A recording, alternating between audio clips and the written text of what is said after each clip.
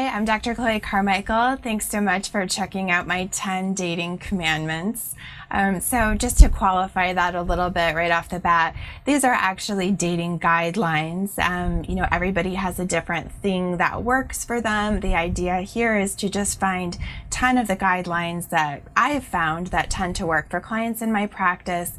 Of course, we all know somebody who's broken every rule. They met somebody, they went home with them on the first date and slept with them, and they've never parted sides since, and they've been married for 20 years to that person, right? So there's nothing, these things do happen, of course, but this series is for people that want to try something different because maybe they have not gotten to that wonderful moment yet, and they just want to try something different. So these are, we call it 10 dating commandments, but it's really 10 dating guidelines. Rule number 1, briefly done, which is keep it brief. Your first dates, generally speaking, should never go for more than 90 minutes. Now, again, we all know people that, have met their future spouse and they just had a 6-hour date and they just, things felt wonderful and they never left each other's side, and that's fine. So this is not about absolutes, but this is just about, generally speaking, it's a good idea to keep your first dates brief for a couple of reasons. Number 1, many of us are trying to go on multiple first dates. Many clients tell me, oh, dating is just so exhausting. And I learn about how they're going about dating, and I start to hear about a lot of first dates that last, 2, 3, 4 hours. And I say, well, no wonder it's exhausting for you. In order for you to even go on a few first dates a month, it's practically like having a part-time job. So one good reason to keep your first dates brief is, just simply to manage your time. Another good reason to keep your first dates brief is because the success of a first date is not just about how much fun you have on the date or how attracted you are to the person on the date. The success of the first date, if you're dating for a partner, is also to find out if this person is organized and has good follow-up skills, right? So you'll never know until after the date if that person is going to either call you back and ask you for another date, if that's what you like. You're looking for somebody who's going to call you back and ask you for a date, or somebody who's going to say yes when you call them and ask them for a date.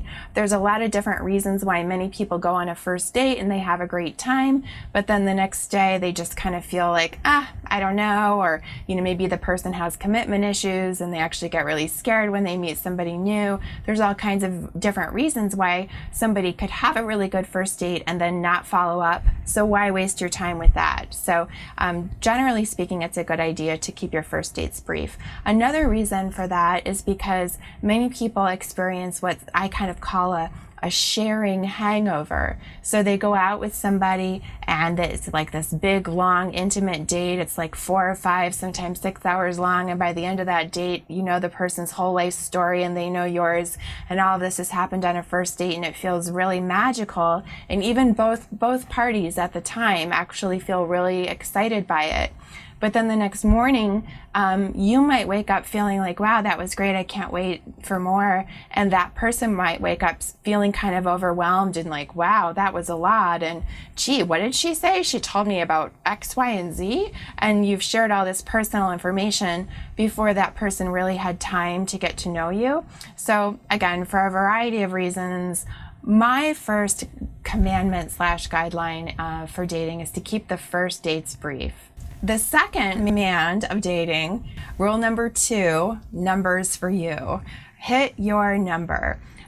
So depending on how quickly you want to meet your partner, assuming that that is your reason for dating, you actually need to make sure that you're going out with a certain number of people. A lot of times people in my office, they come in because they've been almost like on a yo-yo diet of dating where, for a couple of weeks, they're just almost binge dating, going out with tons of people, and then they end up feeling really depleted and they go for months without seeing anybody. So what I encourage people to do is to just pick a simple number and say, in a perfect world, I'd like to be going on maybe one first date a week or whatever the case may be. When I was 35 and single, I was going on literally 2 dates a day sometimes. I was like a dating machine. I did find my husband eventually though, so it worked. But whatever your dating goals are, just think about the right number for you. If you're just kind of getting back into the dating scene, you might say, going on 2 dates a month is fine for me. But whatever the number is, just choose a number and then make sure that you stick right around that number. So another reason to be conscious of the number is because if you know that you have to go on 1 date a week, then you'll either end up saying yes to some people that maybe you think aren't quite your type, but if you actually force yourself to stop and get to know the person a little bit, you might find out that there's more to them than what you initially thought, or it will motivate you to actually go and find some more sources of dates. So whether it's, finding a club or different dating apps or whatever, but just you'll have to try harder then to put yourself out there to make sure that if you're going to have those high standards, that you're also working hard to make sure that you keep the pipeline full of good options for those first dates that you're committing to have. Another good reason to have a number and to stick with it is because it will motivate you. So if you say that you want to go on 1 first date a week, but then you say, well, I just can't really find anybody good. Like I would go on 1 first date a week, but there's nobody that's really in my league or whatever. I actually have a lot of clients who feel that way.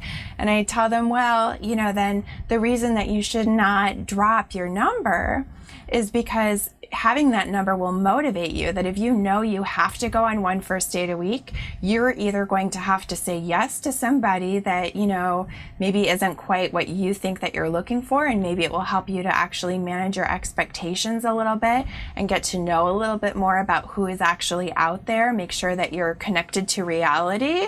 Or maybe it will motivate you to find some other sources of dating, which actually brings us to rule number 3, which is diversity. And by diversity, I actually don't mean that you have to date, a diverse, group of people. Like if you just simply know, like, I want to date, a particular group of people, that's fine. But when I say diversity, what I mean is I want to make sure that you are using a diverse body of ways to meet people. So many people will say, oh, well, I use Match.com. And it ends right there. Or they'll say, well, I use Tinder. And it just ends right there. So I want to see people using multiple things. If you were searching for a job, would you just use LinkedIn and call it a day? Would you just use Indeed.com? Would you just use Monster.com? No. If you